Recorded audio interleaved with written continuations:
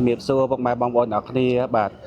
chẳng khơi thà ngày ní mình lục khủ bán cho បា rùm ទបាទ chun tầm ná bỏ nhẹ mình làm bay phơi tầm ná ta can thả vào tầm rạch bên tầm bay bồng pin pe sạc cam bỏ ông ca mê tập hôn lần mai mình đấy បាទបា cái ទ đôi បាទ chia krom hôn là vô mai បាទ chẳng trong đăng tha ta lục khủ bên tu này ti còn đôi chia một nghe đá nước nông ông ca mê tập hôn lần mai còn đôi chia krom hôn là vô mai បាទជំរាបសួរបងប្អូនអ្នកគ្នានៅក្នុងអង្គការមាតុភូមិពលឹងខ្មែរគឺខ្ញុំជាអនុប្រធាននៃអង្គការមាតុភូមិពលឹងខ្មែរ anh nụ thiên á បាទបាទហើយ chẳng sum square phát năng tụi đấy là ហើយនៅក្នុងក្រុមហ៊ុននគរខ្មែរខ្ញុំជាក្រុមប្រឹក្សាបាល ជាក្រុមប្រឹក្សាវិបាល នៅ ទៀ ក្រុ ត មហ៊ុនបាទ នៅក្រុមហ៊ុននគរ ចឹងយើងមាន បាទ 2មួយអង្គការមាតុភូមិពលឹងខ្មែរនិងមួយទៀត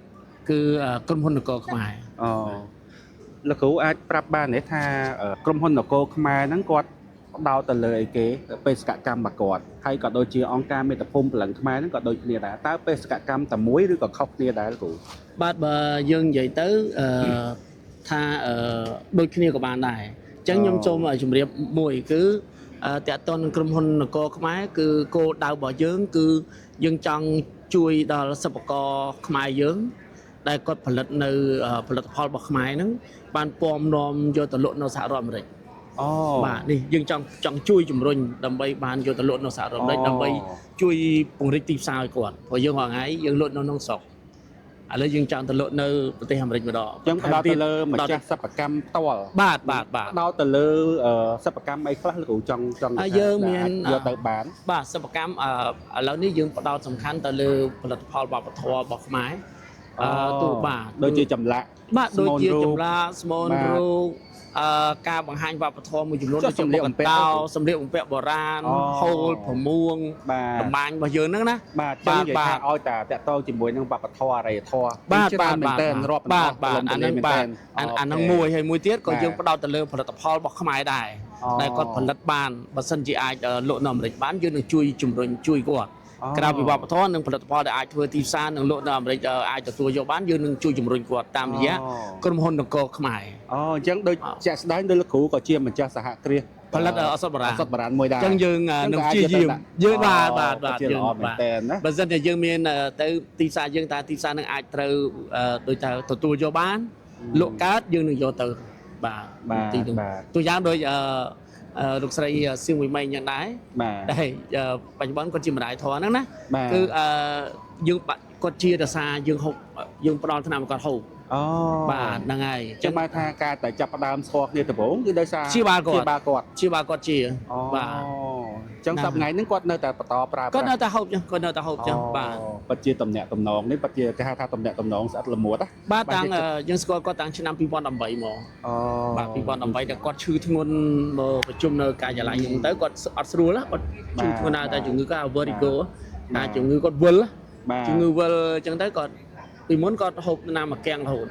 ប៉ុន្តែដល់ពេលក្រោយពីស្គាល់មកគឺគាត់ហូបតែថ្នាំរបស់ស្វាយជូរទេ អូ បាទហូបតែស្វាយជូរជាទៅគាត់លែងអីទៅតរហហ្នឹងណា បាទអញ្ចឹងបាទក្នុងនាមលោកគ្រូជាអនុប្រធានរបស់អង្គការមេត្តាភូមិបលឹងខ្មែរក៏ដូចជាក្រុមហ៊ុននគរខ្មែរតើលោកគ្រូមានអីចង់ផ្ដាំផ្ញើក៏ដូចជាសំណូមពរក៏ដូចជាដល់បណ្ដាដែលថាសំណូមពរឬក៏ផ្ដាំផ្ញើដល់បណ្ដាដូចមិញហ្នឹងដូចជាម្ចាស់សិប្បកម្មមួយចំនួនមែនទេព្រោះនេះជាបេសកកម្មរបស់ នគរខ្មែរក្រុមហ៊ុននគរខ្មែរ អញ្ចឹងគ្រូមានអីចង់ផ្ដាំផ្ញើដល់ពួកគាត់អត់ ជាបឋមខ្ញុំសូមផ្ដាំផ្ញើដល់បងប្អូនទាំងអស់ដែលបានផលិតនៅផលិតផលដែលជាលក្ខណៈស្នាដៃខ្មែរ បាទ ហើយចង់បានទីផ្សារធំជាងនេះ អូ បាទគឺអាចតាក់ទងមកយើងខ្ញុំតាមរយៈលេខទូរស័ព្ទរបស់យើងខ្ញុំបាទ087 838 13ដងនិង017 838 13ដងដែរនឹងសម្រាប់បងប្អូនដែលចង់យកផលិតផលទៅលក់នៅអាមេរិកហើយយើងនឹងរៀបចំមានកម្មវិធី event មួយនៅខែ11តាំងខែ11អុំទូក អូ យើងនឹងរៀបចំតាំងពិព័រណ៍នៅសហរដ្ឋអាមេរិកអញ្ចឹងអស់លោកបងប្អូនដែលចង់ទៅតាំងពិព័រណ៍ចង់ទៅរកដៃគូទិញផលិតផលរបស់ខ្លួនគឺអាចទៅនៅខែ11នឹងបាន អូ បាទអញ្ចឹងយើងស្វាគមន៍បាទសូមតាក់ទងមកក្រុមការងារយើងខាងមេត្តានគរខ្មែរមកយើងនឹងជួយរៀបចំក្នុងការទៅតាំងពិព័រណ៍នៅសហរដ្ឋអាមេរិកហ្នឹងខែ11ហ្នឹងឯង អញ្ចឹងបានថានគរខ្មែរគឺមានក្រុមការងារសម្រាប់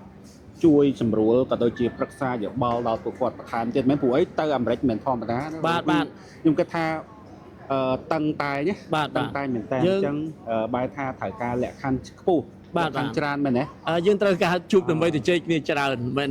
មិនគ្រាន់តែនិយាយឲ្យទៅបានទេប៉ុន្តែយើងនិយាយនេះដើម្បីគ្រាន់តែជាការ connection សិនណាអញ្ចឹងបើសិនចាប់អារម្មណ៍គឺតាក់ទងមកខាងយើងដែលយើងមកដល់លេខទូរស័ព្ទមិញបងប្អូនអាចមើលខាងក្រោមឃើញលេខទូរស័ព្ទខាងក្រោមហ្នឹងហើយនឹងមួយទៀតចំពោះបងប្អូនដែល